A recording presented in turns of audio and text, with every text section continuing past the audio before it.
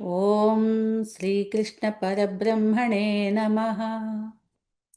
వ్యాస భగవానునకు వందనంబొనరించి పోతన మహాకవికి చేతులను జోడించి రామాజ్ఞచే పలుకు భాగవత సుధయందు శ్రీకృష్ణ సర్వస్వమగు దశమ స్కంధమిది. శ్రీ విష్ణు క్షేత్రమౌ నైమిసారణ్యమున సూత పౌరాణికులు ప్రీతి బోధించినది. విశ్వాత్ముడైన హరి విశ్వంభరత్వము, భక్త పాలన కళా సంరంభతత్వము. పూతన సంహారం అనే ఒక బాలకృష్ణుని క్రీడను తెలుసుకున్నాము. ఇప్పుడు మరొక బాలలీల, బాలకృష్ణుడిగా స్వామి చూపిన లీలలు ఆ వ్రజంలో, ఆ రేపల్లెలో అనంతాలైన లీలలతో ఆ రేపల్లె వాసులందరినీ ఎలా అలరించాడో, అత్యంత బాల్యస్థితి నుంచి రోజుల పసికందుగా ఉన్నప్పుడే పూతన సంహార లీల జరిగింది. అబ్బురపడిపోయారు గోపీ జనము, ఆ నందవ్రజ వాసులంతా కూడా. బాలుడు కొద్దిగా పెరుగుతున్నాడు. బోర్ల పడే వయస్సు వచ్చింది. 4 నెలలో 5 నెలలో అంత వయస్సు వచ్చేప్పటికీ ఆ తల్లి ఒక పేరంటం చేయాలి అని నిర్ణయించుకుంది యశోదాదేవి తన ముద్దుల తనయుడికి. బాలకృష్ణుడు బోర్లబడ నేర్చుటను గాంచి వేడుక చేయగా తలచి తల్లి యశోద, బాలుని జన్మ నక్షత్రమున బ్రాహ్మణుల పిలిపించి అభిషేచనాదులను చేయించి. బాలుడి జన్మ నక్షత్రం నాడు ఒక ఉత్సవం చేయదలుచుకున్నది ఆ తల్లి. చేయదలుచుకుని బ్రాహ్మణులందరినీ పిలిపించి అభిషేకాలు అన్నీ చేయించుకొని విప్రులందరి దీవెనలు తన పసిబిడ్డకి వారి చేత దీవెనలు ఇప్పించుకొని పేరంటమును చేసి విప్రదీవెనలుగొని పూజలు దానములు చేయు సంబరములో. మంచిగా పేరంటం చేసింది. గోపికలంతా వచ్చారు. పేరంటాలు, దాన ధర్మాలు, బ్రాహ్మణులకు దానాలు, దీనులకు దానాలు ఇవన్నీ చేస్తూ ఉన్న క్రమంలో, సంబరంలో ఆ హడావుడిలో మునిగిపోయిన తల్లి ఆ యశోద బాలుడు నిద్రపోతున్నాడు కదా అని ఒక చోట పడుకోబెట్టింది. ఆ పడుకోబెట్టి నిద్రపోతున్నాడు కదా అని తన పనిలో తాను మునిగి ఉన్నది యశోదమ్మ.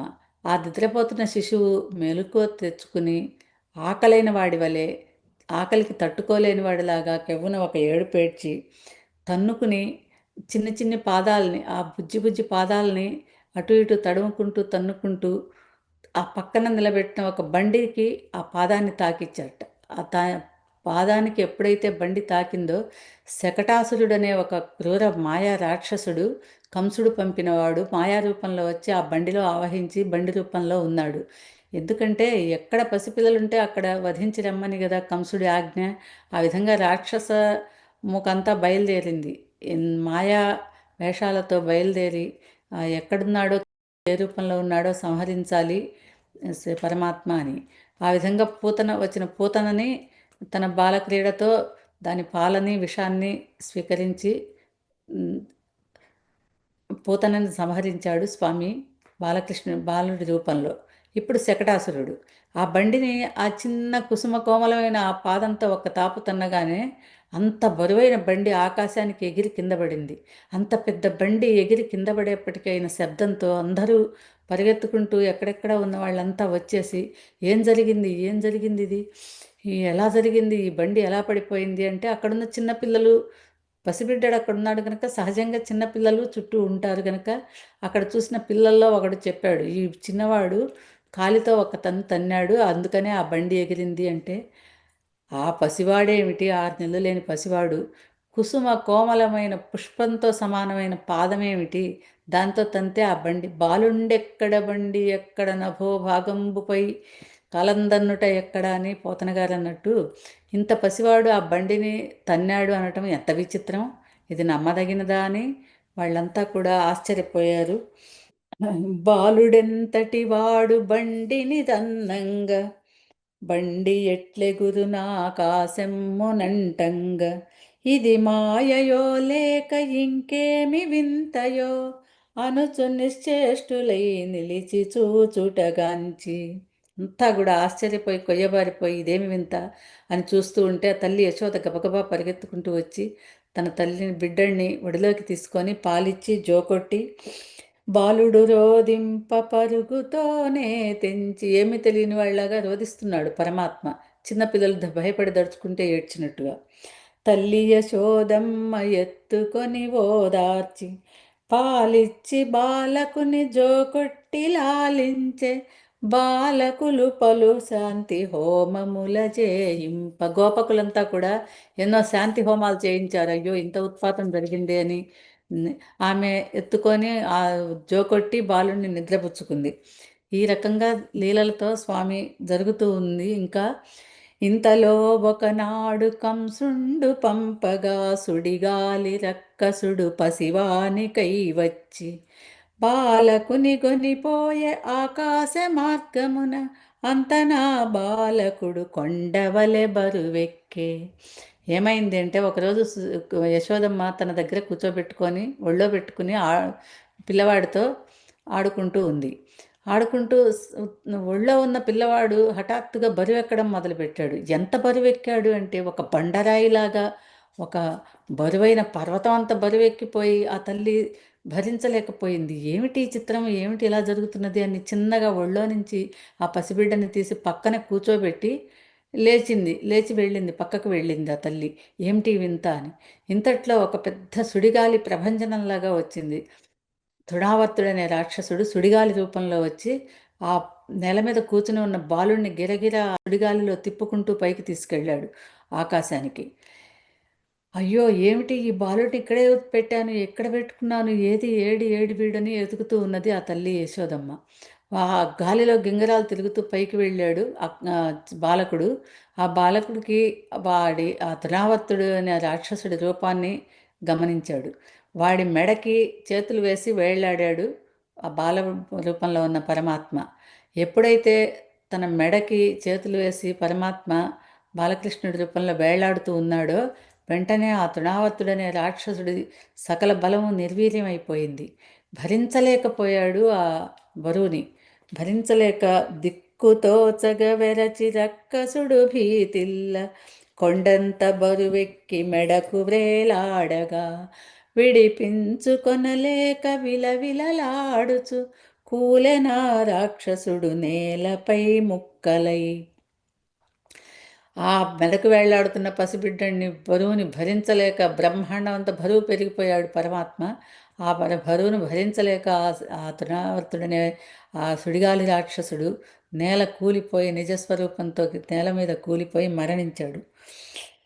అదిగాంచి గోపికలు ఆనందమొదవంగ, పసివాలు నెత్తుకొని ప్రేమతో ముద్దాడి, తల్లి చేతికి నిచ్చి తలచిరిట్లందరును తమ పుణ్యవశముననే బాలకుడు దక్కెనని. ఆహా, మా పుణ్యవశం వల్ల ఈ బాలుడు దక్కాడు, కానీ లేకపోతే మేము చూడగలమా? ఇంతటి రాక్షసుడు ఈ సుడిగాలిలో ఎక్కడ పోయాడా పైకి పని పిల్లవాడిని వెతుక్కు ఉంటున్నది యశోదమ్మ. ఇక్కడ పెట్టి తింది, ఇక్కడే కూర్చోబెట్టిపోయాను, ఏమయ్యాడు అని ఆ తల్లి విలపించింది. ఇంతలో ఆ రాక్షస సంహారము జరిగింది. ఆ రాక్షసుడి శరీరం మీద కూర్చొని పసిబాలులాగా ఆడుకుంటున్నాడు పరమాత్మ. వాడిని తీసుకొని ఎత్తుకొని ముద్దులు పెట్టుకొని ఒళ్ళంతా తడిమి, అయ్యయ్యో బాలుడికేం కాలేదు కదా అని ఎంత విలపిస్తారు గోపికలు. గత జన్మంబులనేమి నోచితిమో, యాగశ్రేణులేమేమి చేసితిమో, ఎవ్వరికేమి పెట్టితిమో, ఏ సిద్ధ ప్రదేశములందొక్కితిమో, సత్యములేమి చెప్పితిమో. ఎన్ని పుణ్యాలు చేసుకున్నాము మళ్ళీ మా బాలుణ్ణి, మా చిన్ని పరమాత్మని ఈ విధంగా చూడటానికి అనుకుని ఆ గోపికలంతా కూడా ఏ జన్మలో చేసుకున్న తపస్సులో మేము ఏ ఏ జన్మలో ఎటువంటి వారికి దానాలు చేశామో, వ్రతాలు చేశామో, పుణ్యాలు చేసుకున్నామో, అందువల్ల వాటి ఫలితంగా కదా ఏ ఏ సత్యవాక్యాలు చెప్పామో, ఎటువంటి సిద్ధ ప్రదేశాలని, ఎటువంటి పుణ్యమైన తీర్థక్షేత్రాలని మేము దర్శించి ఉన్నామో, స్పర్శించి ఉన్నామో, అందువల్ల ఆ భాగ్యవశాన ఈ గోపార్భకు ఇక్కడ మళ్ళీ మేము తిరిగి చూడగలుగుతున్నాము అనుకున్నారు ఆ గోపికలు. ఎంతో ఆనందపడి ఎత్తుకొని తల్లి చేతికి పిల్లవాడిని ఇచ్చేసి అంతా కూడా శుభం జరిగినందుకు సంతోషపడినారు. ఈ విధంగా జరుగుతూ ఉంది. ఇంతలోనొకనాడు వసుదేవుడంపగా, యాదవ పురోహితుడు గర్గుడు ఏ తెంచె, నందుడా అతనిగాంచి ఎదురేగి మ్రొక్కులిడి, నీరాకతో మాకు శుభము చేకూరుననే. ఇంతలో ఇలా జరుగుతూ ఉన్నాయి రోజులు. ఈలోపు ఒకసారి గర్గమహాముని, వసుదేవుడు పంపగా గర్గమహాముని ఏతించాడు ఆ నందవ్రజానికి. గర్గమహర్షి ఎవరు అంటే వసుదేవుడికి కులగురువు పురోహితుడు. వసుదేవుడి కులగురువు పురోహితుడు. వసుదేవుడు తన కుమారుడు ఇక్కడ పెరుగుతున్నాడని తెలుసు కదా నందవ్రజంలో. ఆయన తన కులగురువుని పిలిపించి అక్కడ పెరుగుతున్న బాలకులకు నీవు ఆ, సంస్కారాదులు జరిపించాలి. నామకరణాది సంస్కారాదులు ఏమీ లేకుండా ఉన్నారు వారు, కనుక చేయించవలసిందని చెప్పి ఆనతిచ్చి పంపించారు వసుదేవులు. ఆ వసుదేవుని పనుపు మీద వచ్చి ఆయన పంపగా ఆయన ఆజ్ఞ మీద గర్గమహర్షి వచ్చారు నందవ్రజానికి. నందుడు ఎంతో సంతోషించాడు. గర్గమహర్షి జ్యోతిశాస్త్ర పండితుడు, ఎంతో గొప్ప తపశ్శక్తి సంపన్నుడైనటువంటి ఒక మహర్షి.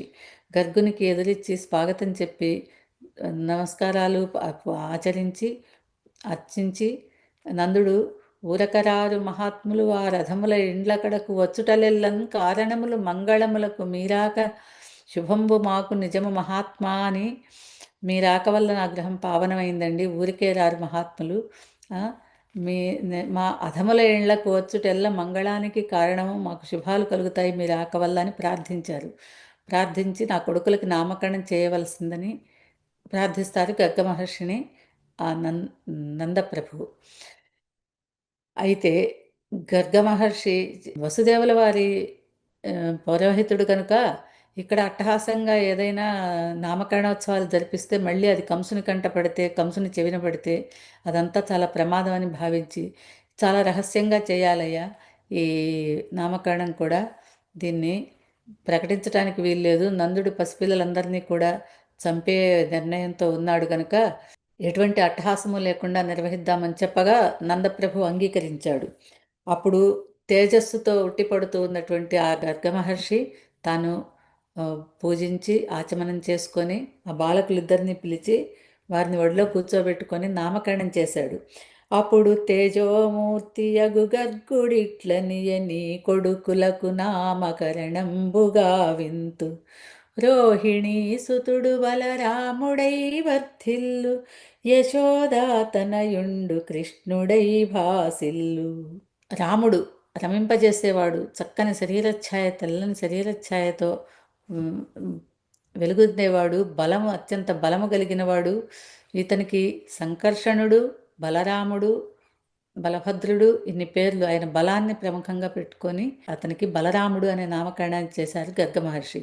ఇక కృష్ణుడు ఆనందింపజేసేవాడు, సర్వులను ఆకర్షించేవాడు, నీలమేఘ శ్యాముడు అయినటువంటి ఆ చిన్ని కుమారుడికి, ఆ యశోదాతనయుడికి కృష్ణుడనే నామాన్ని ఉంచారు స్వామి. వేలాది నామాలు కలిగి ఉన్న, అప్పటికే వేలాది సహస్రాది నామాలున్న స్వామి, వేదాల్లో వేదవేద్యుడైన వాడు, వేదాల చేత తెలియబడినవాడు, వేదాల్లో స్తుతించబడేవాడు అయినటువంటి ఆ పరమాత్మకు ఈ జన్మంలో, ఈ యుగంలో ఈ యశోదాతనయుడుగా ఆయనకి కృష్ణుడనే నామాన్ని ఉంచారు ఆ గర్గ మహర్షి. అని తెలిపి గర్గముని వెడలె తన గృహమునకు సుతుల గుణగణములను విని నందుడు పొంగే. ఆ పిల్లలు ఎటువంటి వారైతారో మహాబలశాలి అవుతాడని, ఎంతమందికైనా తగవులని తీర్చగలిగేవాడుగా, మేధోశక్తి సంపన్నుడుగా ఉంటాడని బలరాముడి గురించి, సర్వులను ఆకర్షించి సర్వులకు జయాన్ని మంగళాన్ని ప్రసాదించగలిగే పరమాత్మగా, కైవల్య ప్రదాతగా ఉంటాడని, కృష్ణుడికి నీలమేఘశ్యాముడై సర్వజనులకి ఆనందం కలిగిస్తాడని, ఆ కృష్ణుడి లక్షణాలని ఎప్పుడైతే ఆ బాలకుల లక్షణాలను వివరించి గర్గమహర్షి చెప్పారో, ఇంక నందుడు ఉప్పొంగిపోయి ఆనందపడిపోయి, ఆహా మా నందవ్రజానికి కదా ఇంతటి భాగ్యం కలిగింది, ఈ పిల్లల రాకతో, ఈ పిల్లలతో మాకు ఎంత ఆనందం చేకూరింది అనుకుంటున్నాడు. అని తెలిపి గర్గముని వెడలె తన గృహమునకు సుతుల గుణగణములను విని నందుడు పొంగే. క్రమముగా బాలకులు దినమొక్క రీతిగా పెరుగసాగిరి బాల్య క్రీడల వినోదముగా. చక్కని బాల్య క్రీడలు చూపిస్తూ ఆ పిల్లలు పెరుగుతూ ఉన్నారు ఆనందవ్రజంలో. అనుచు శుకయోగీశుడత్యంత ప్రీతితో తెలుప వినుచు కురు భూమీశుడడిగె కడు ప్రేమతో యోగీంద్ర శ్రీకృష్ణ లీలా విశేషములు వినగోరి వేడెదను వివరమ్ముగా తెలుపు. ఎంత వింటున్నా తనివి తీరని పరీక్షిత్ మహారాజు శుకయోగీంద్రుల వారితో ఇంకా అంటున్నారు. ఆహా, పరమాత్మని లీలలు, నామకరణ మహోత్సవ, జనన మహోత్సవ విశేషాలు అన్నీ చెప్పారు స్వామి. ఆ పరమాత్మని బాలక్రీడల్ని తెలుసుకోవాలని ఇంకా నా మనసు ఉవ్విళ్ళూరుతున్నది, ఇంకా తెలియజేయవలసింది అనగా అప్పుడు శుకమహర్షి, ఆహా, ఎంత పరమ భక్తుడివి కనుక, ఎంత పరమమైన నిష్టగలవాడివి కనుక స్వామి క్రీడలను, లీలా విశేషాలని విని ఇంత ఆనందపడుతున్నావు. నువ్వు అడగడమే నాకు చాలా ఆనందదాయకము కనుక తప్పకుండా నీకు స్వామి యొక్క లీలా విశేషాలని తెలియజేస్తాను అని చెప్తున్నారు శుకయోగీంద్రుల వారు. ఆ విధంగా శుకయోగీంద్రుల వారు స్వామి యొక్క లీలా విశేషాలని పరీక్షిత్ మహారాజుతో ఇంకా ఏ విధంగా చెబుతారో తరువాయి భాగంలో తెలుసుకుందాము. వ్యాస భగవానునకు వందనంబొనరించి పోతన మహాకవికి చేతులను జోడించి రామాజ్ఞచే పలుకు భాగవత సుధయందు శ్రీకృష్ణ సర్వస్వమగుదశమ స్కంధమిది. నీలగళనుత రామ నీరజనయన రామ నిరుపమ గుణాభరణ నిత్యమంగళ రామ నిగమార్థ సంచార నిజ భక్త మందార నీలమేఘశ్యామ పాహి శ్రీరామ. శ్రీ విష్ణు క్షేత్రమౌ నైమిసారణ్యమున సూత పౌరాణికులు ప్రీతి బోధించినది. విశ్వాత్ముడైన హరి విశ్వంభరత్వము భక్త పాలన కళా సంరంభతత్వము. శ్రీకృష్ణాయ మంగళం.